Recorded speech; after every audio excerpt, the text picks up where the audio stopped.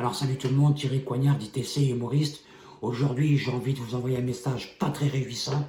J'aimerais vous parler du coronavirus en prison. C'est d'ailleurs pour ça que je vous envoie une petite vidéo où vous allez voir 3 jeunes qui sont montés cet après-midi sur un préau pour manifester leur mécontentement. Voilà, ne croyez surtout pas que ces jeunes sont des débiles ou des fous. Ils savent très bien ce qu'il faut et ils connaissent le risque encouru. Je vous dis ça parce que dans quelques minutes, des gens courageux qu'on appelle les iris vont venir les chercher, toujours à 50 contre 1 bien sûr.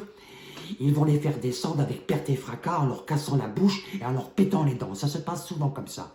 Ensuite, ces 3 jeunes vont atterrir dans un endroit qui s'appelle le QD, mais qui en vérité, le QD c'est le quartier disciplinaire, mais en vérité qui s'appelle le mitard. Alors qu'est-ce que c'est le mitard?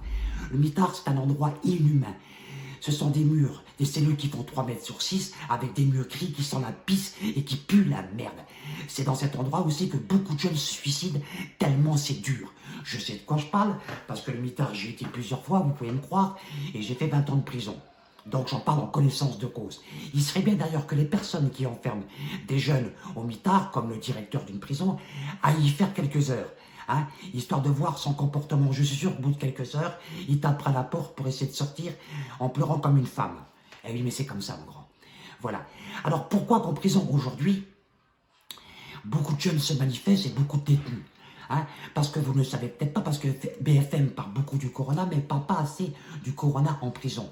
Aujourd'hui, les parloirs ont été retirés à toutes les familles françaises. Ça veut dire qu'on ne peut plus aller voir nos familles, au risque de leur donner le coronavirus.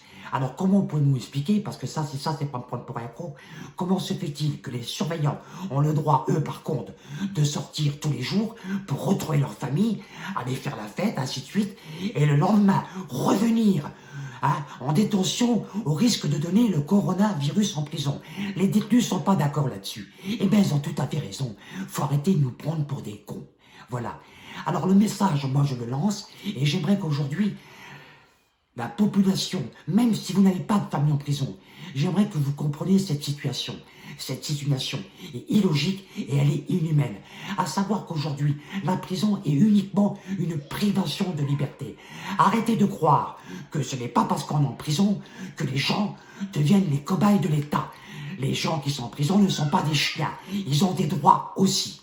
Ils ont le droit de vivre comme vous et moi. Je vous demande de passer le message. En attendant, merci.